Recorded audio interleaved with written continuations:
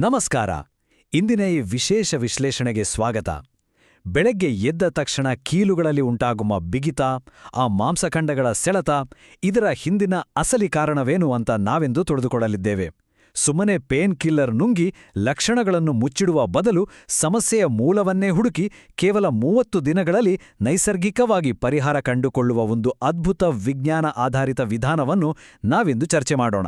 ಈ ರೀತಿ ನೋವನ್ನ ಮಾತ್ರ ಅಡಗಿಸೋದ್ರಿಂದ ಒಳಗಿನ ನಿಜವಾದ ಸಮಸ್ಯೆ ಗುಣ ಆಗುತ್ತಾ? ಖಂಡಿತ ಇಲ್ಲ. ಸರಿ, ನಮ್ಮ ಇಂದಿನ ವಿಶ್ಲೇಷಣೆಯಲ್ಲಿ ನಾವು ಕವರ್ ಮಾಡಲಿರುವ ಮುಖ್ಯ ಅಂಶಗಳು ಹೀಗಿವೆ. 1. ನೋವಿನ ನಿಜವಾದ ಕಾರಣಗಳು. 2. ಮಖಾನ ಎಂಬ ನೈಸರ್ಗಿಕ ಪರಿಹಾರ. 3. ಅದನ್ನು ಸೇವಿಸುವ 3 ವಿಧಾನಗಳು. ಮತ್ತು ಕೊನೆಯದಾಗಿ 30 ದಿನಗಳ ಚಾಲೆಂಜ್. ಮೊದಲನೇ ಭಾಗ, ನೋವಿನ ನಿಜವಾದ ಕಾರಣಗಳು. ಅಸಲಿ ಅಪರಾಧಿಗಳು ಯಾರು ಅಂತ ನೋಡೋಣ. ಸಾಮಾನ್ಯವಾಗಿ ಕೀಲು ನೋವು ಅಂದ್ರೆ ವಯಸ್ಸಾಯ್ತಲ್ವಾ, ಅದಕ್ಕೆ ಬಂದಿದೆ ಅಂತ ಅನ್ಕೊಳ್ತೇವೆ. ಆದರೆ ಅದು ಪೂರ್ತಿ ನಿಜವಲ್ಲ. ನಮ್ಮ ಆಧುನಿಕ ದಿನಚರಿಯಲ್ಲಿ ಅಡಗಿರುವ 4 ಮುಖ್ಯ ಅಪರಾಧಿಗಳು ನೇರವಾಗಿ ಮೂಳೆಗಳನ್ನು ದುರ್ಬಲಗೊಳಿಸುತ್ತವೆ. ಅವು ಯಾವುವು ಅಂದರೆ ನಮ್ಮ ದೋಷಪೂರಿತ ಅಥವಾ ಸಂಸ್ಕರಿಸಿದ ಆಹಾರ ಪದ್ಧತಿ, ಜಡ ಜೀವನ ಶೈಲಿ, ಸೂರ್ಯನ ಬೆಳಕಿನ ಕೊರತೆಯಿಂದ ಬರುವ ವಿಟಮಿನ್ ಡಿ ಮತ್ತು ಕ್ಯಾಲ್ಸಿಯಂ ಕೊರತೆ, ಹಾಗೆ ಮಿತಿಮೀರಿದ ಪೇನ್ ಕಿಲ್ಲರ್ಗಳ ಬಳಕೆ. ಇಲ್ಲಿ ನಾವು ಗಮನಿಸಲೇಬೇಕಾದ ಒಂದು ಆಸಕ್ತಿದಾಯಕ ವಿಚಾರ ಇದೆ. ಇಂದಿನ ಆಹಾರ ನಮಗೆ ಪೋಷಣೆ ಕೊಡ್ತಿಲ್ಲ, ಬದಲಾಗಿ ಕೇವಲ ರುಚಿ ಕೊಡ್ತಿದೆ. ಪಿಜ್ಜಾ, ಬರ್ಗರ್, ಬೇಕರಿ ತಿನಿಸುಗಳು ತಿನ್ನಲು ಬಹಳ ಮಜಾ ಕೊಡ್ತವೆ, ನಿಜ.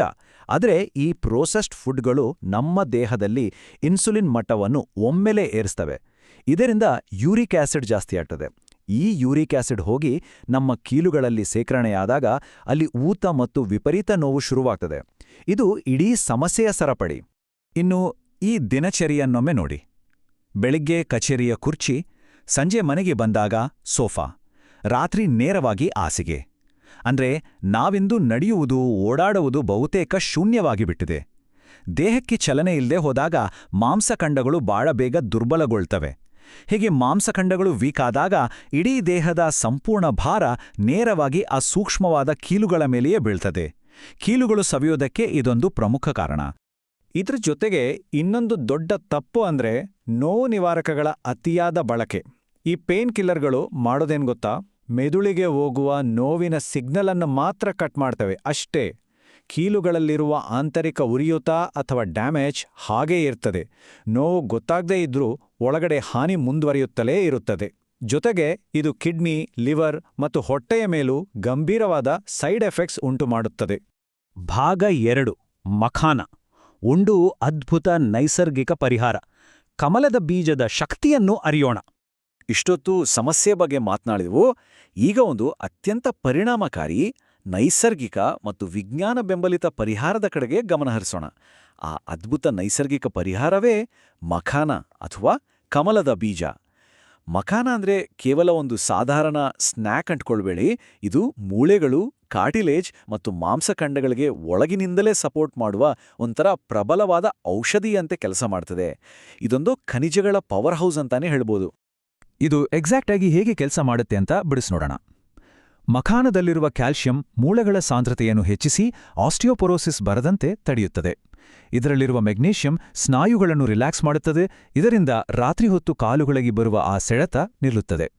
ಪ್ರೋಟೀನ್ ಡ್ಯಾಮೇಜ್ ಆಗಿರುವ ಕಾರ್ಟಿಲೇಜ್ ಮತ್ತು ಅಂಗಾಂಶಗಳನ್ನು ರಿಪೇರಿ ಮಾಡುತ್ತದೆ. ಆಂಟಿಆಕ್ಸಿಡೆಂಟ್ಗಳು ಊತವನ್ನು ಕಡಿಮೆ ಮಾಡುತ್ತವೆ. ಮತ್ತೊಂದು ಪ್ಲಸ್ ಪಾಯಿಂಟ್ ಅಂದ್ರೆ ಇದರ ಗ್ಲೈಸೆಮಿಕ್ ಇಂಡೆಕ್ಸ್ ಕಡಿಮೆ ಇರುವುದರಿಂದ ಮಧುಮೇಹಿಗಳ ರಕ್ತದ ಸಕ್ಕರೆ ಮಟ್ಟವನ್ನು ಏರಿಸುವುದಿಲ್ಲ. ಒಂದೇ ಏಟಿಗೆ ಇಷ್ಟೆಲ್ಲ ಕಡೆ ಕೆಲಸ ಮಾಡುವ ಮ್ಯಾಜಿಕ್ ಇದು. ಭಾಗ 3, ಸೇವನೆಯ 3 ವಿಧಾನಗಳು, ಸಮಸ್ಯೆಗೆ ತಕ್ಕಂತೆ ಪರಿಹಾರ. ನಮ್ಮೆಲ್ಲರ ದೇಹದ ಸ್ಥಿತಿ ಒಂದೇ ರೀತಿ ಇರೋದಿಲ್ಲ ಅಲ್ವಾ? ಅದಕ್ಕೆ ತಕ್ಕಂತೆ 3 ಬೇರೆ ಬೇರೆ ವಿಧಾನಗಳಿವೆ. 40-45 ವರ್ಷದೊಳಗಿನ ಪ್ರಾರಂಭಿಕ ನೋವಿಗೆ ಮೊದಲ ವಿಧಾನ, 50 ದಾಟಿದವರ ಅತಿಯಾದ ದೌರ್ಬಲ್ಯಕ್ಕೆ 2ನೇ ವಿಧಾನ ಮತ್ತು 55-60 ವರ್ಷ ಮೇಲ್ಪಟ್ಟವರ ತೀವ್ರತರವಾದ ಕೀಲು ಬಿಗಿತಕ್ಕೆ 3ನೇ ವಿಧಾನ ಹೇಳಿ ಮಾಡಿಸಿದಂಟಿದೆ. ಈಗ ಪ್ರತಿಯೊಂದನ್ನು ಡೀಟೇಲ್ ಆಗಿ ನೋಡೋಣ. ಮೊದಲನೇ ವಿಧಾನ ಬಹಳ ಸಿಂಪಲ್. ನೋವು ಈಗಷ್ಟೇ ಶುರುವಾಗಿದ್ರೆ ರಾತ್ರಿ 15-20 ಮಖಾನಗಳನ್ನ 1 ಲೋಟ ಶುದ್ಧ ನೀರಿನಲ್ಲಿ ನೆನೆಸಿಡಿ. ಬೆಳಿಗ್ಗೆ ಎದ್ದ ತಕ್ಷಣ ಆ ಮಖಾನಗಳನ್ನ ಚೆನ್ನಾಗಿ ಜಗಿದು ತಿನ್ನಬೇಕು. ಇಲ್ಲಿ ನಾವು ನೆನ್ಪಿಡಬೇಕಾದ ಬಹು ಮುಖ್ಯವಾದ ಅಂಶ ಅಂದ್ರೆ ಆ ಉಳಿದ ನೀರನ್ನ ಯಾವುದೇ ಕಾರಣಕ್ಕೂ ಚೆಲ್ಲಬಾರ್ದು, ಅದನ್ನು ಕುಡಿಬೇಕು. ಯಾಕಂದ್ರೆ ಮಖಾನದಲ್ಲಿರುವ ಬಹುತೇಕ ಕರಗುವ ಪೋಷಕಾಂಶಗಳು ಆ ನೀರಿನಲ್ಲೇ ಸೇರಿರ್ತವೆ. ಇನ್ನು ಎರಡನೇ ವಿಧಾನ, ಇದು 50 ವರ್ಷ ದಾಟಿದ ಮತ್ತು ಮೂಳೆ ದೌರ್ಬಲ್ಯ ಹೆಚ್ಚಾಗಿರುವ ಸಂದರ್ಭಕ್ಕಾಗಿ. ರಾತ್ರಿ 15ರಿಂದ 20 ಮಖಾನಗಳನ್ನು ಸ್ವಲ್ಪ ಬೆಚ್ಚಗಿನ ಹಾಲಿನಲ್ಲಿ ನೆನೆಸಿಡಿ. ಅದಕ್ಕೆ 1 ಚಮಚ ಜೇನುತುಪ್ಪ ಮತ್ತು 4-5 ಕೇಸರಿ ಎಳೆಗಳನ್ನು ಸೇರಿಸಿ. ಬೆಳಗ್ಗೆ ಎದ್ದ ತಕ್ಷಣ ಖಾಲಿ ಹೊಟ್ಟೆಯಲ್ಲಿದನ್ನು ಸೇವಿಸಬೇಕು. ಅಂದಾಗೆ ಮಧುಮೇಹ ಇರುವವರು ಜೇನುತುಪ್ಪವನ್ನು ಸ್ಕಿಪ್ ಮಾಡಬೇಕು. ಈ ಸಂಯೋಜನೆ ಮೂಳೆಗಳ ಸಾಂದ್ರತೆಗೆ ಒಂದು ಭರ್ಜರಿ ಬೂಸ್ಟ್ ನೀಡುತ್ತದೆ. ಮೂರನೇ ವಿಧಾನ ಬಂದು ತೀವ್ರವಾದ ಕೀಲು ನೋವು, ಅತಿ ಹೆಚ್ಚಿನ ಯೂರಿಕ್ ಆಸಿಡ್ ಮತ್ತು 55-60 ವರ್ಷ ಮೇಲ್ಪಟ್ಟವರಿಗಾಗಿ ವಿನ್ಯಾಸಗೊಳಿಸಿತು. ರಾತ್ರಿ 5 ಬಾದಾಮಿ ಮತ್ತು 2 ವಾಲ್ನಟ್ ಅಥವಾ ಅಕ್ರೋಟನ್ನು ನೀರಿನಲ್ಲಿ ನೆನೆಸಿಡಿ. ಬೆಳಿಗ್ಗೆ ಎದ್ದ ಮೇಲೆ 1 ಚಮಚ ಅಗಸೆ ಬೀಜಗಳನ್ನು ಅಂದ್ರೆ ಫ್ಲ್ಯಾಕ್ಸ್ ಸೀಡ್ಸ್ ಅನ್ನು ತವಾದ ಮೇಲೆ ಲಘುವಾಗಿ ಹುರಿದುಕೊಳ್ಳಿ. ನಂತರ ಆ ನೆನೆಸಿದ ಬಾದಾಮಿಯ ಸಿಪ್ಪೆ ತೆಗೆದು ವಾಲ್ನಟ್ ಜೊತೆ ಸೇರಿಸಿ ನುಣ್ಣಗೆ ಪೇಸ್ಟ್ ಮಾಡಿ. ವಾಲ್ನಟ್ನಲ್ಲಿರುವ ಒಮೆಗಾ 3 ಆ ಉರಿಯೂತವನ್ನು ಕಡಿಮೆ ಮಾಡಲು ಮ್ಯಾಜಿಕ್ನಂತೆ ಕೆಲಸ ಮಾಡ್ತದೆ. ಈಗ ಫೈನಲ್ ಸ್ಟೆಪ್, 1 ಲೋಟ ಬಿಸಿ ಹಾಲಿಗೆ 15 ಮಖಾನಗಳನ್ನು ಹಾಕಿ. ಅದಕ್ಕೆ ನಾವು ಮೊದಲೇ ತಯಾರಿಸಿದ ಬಾದಾಮಿ ವಾಲ್ನಟ್ ಪೇಸ್ಟ್ ಸೇರಿಸಿ ಕೊನೆಯಲ್ಲಿ ಹುರಿದ ಅಗಸೆ ಬೀಜದ ಪುಡಿಯನ್ನು ಬೆರೆಸಿ. ಈ ಎಲ್ಲ ಪವರ್ಫುಲ್ ಪದಾರ್ಥಗಳು ಒಟ್ಟಿಗೆ ಸೇರಿ ಕೀಲುಗಳನ್ನು ರಿಪೇರ್ ಮಾಡುವ ಒಂದು ಕಂಪ್ಲೀಟ್ ಬೆಳಗಿನ ಉಪಹಾರವಾಗಿ ಬದಲಾಗ್ತದೆ. ಭಾಗ 4, 30 ದಿನಗಳ ಸವಾಲು. ನಿರಂತರತೆಯೇ ಇಲ್ಲಿ ಅಸಲಿ ಮ್ಯಾಜಿಕ್. ಪರಿಹಾರಗಳೇನೋ ಗೊತ್ತಾಯ್ತು, ಆದ್ರೆ ಇದನ್ನ ದಿನಚರಿಯಲ್ಲಿ ಹೇಗೆ ಅಳವಡಿಸಿಕೊಳ್ಳೋದು?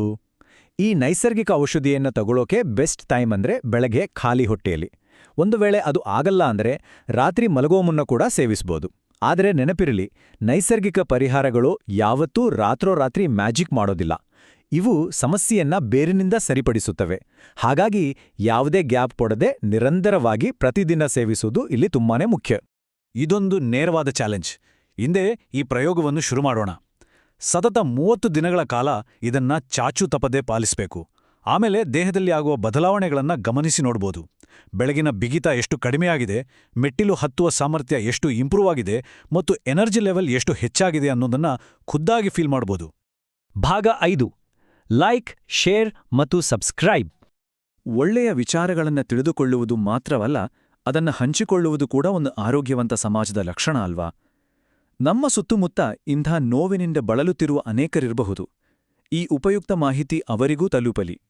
ದಯವಿಟ್ಟು ಕೀಲು ನೋವಿನಿಂದ ನರಳುತ್ತಿರುವ ಸ್ನೇಹಿತರಿಗೆ, ಸಂಬಂಧಿಕರಿಗೆ ಈ ವಿಶ್ಲೇಷಣೆಯನ್ನು ಶೇರ್ ಮಾಡಿ. ಹಾಗೇ ಇಂತಹ ಮತ್ತಷ್ಟು ಅದ್ಭುತ ಆರೋಗ್ಯದ ಮಾಹಿತಿಗಳಿಗಾಗಿ ಲೈಕ್ ಮಾಡಿ ಮತ್ತು ನಮ್ಮ ಚಾನೆಲ್ಗೆ ಸಬ್ಸ್ಕ್ರೈಬ್ ಮಾಡಲು ಮರೆಯದಿರಿ. ಕೊನೆಯದಾಗಿ ಒಂದು ಪ್ರಮುಖ ಪ್ರಶ್ನೆ: ಮುಂದಿನ 30 ದಿನಗಳು ಕೀಲು ನೋವಿನಿಂದ ಶಾಶ್ವತವಾಗಿ ಮುಕ್ತಿ ಪಡೆಯುವ ಪಯಣದ ಆರಂಭವಾಗಲಿದೆಯಾ, ಅಥವಾ ಮತ್ತೆ ಅದೇ ಪೇನ್ ಕಿಲ್ಲರ್ ನುಂಗಿ ಲಕ್ಷಣಗಳನ್ನು ಮುಚ್ಚಿಡುವ ಮತ್ತೊಂದು ಸಾಮಾನ್ಯ ತಿಂಗಳಾಗಲಿದೆಯಾ? ಆಯ್ಕೆ ನಮ್ಮ ಕೈಯಲ್ಲೇ ಇದೆ. ನಿಸರ್ಗ ನೀಡಿರುವ ಈ ಅದ್ಭುತ ಶಕ್ತಿಯನ್ನು ಬಳಸಿಕೊಂಡು ಆರೋಗ್ಯವಂತ ಭವಿಷ್ಯದತ್ತ ಹೆಜ್ಜೆ ಇಡೋಣ. ಧನ್ಯವಾದಗಳು. ಲೈಕ್ ಮಾಡಿ, ಸಬ್ಸ್ಕ್ರೈಬ್ ಮಾಡಿ ಮತ್ತು ಶೇರ್ ಮಾಡಿ.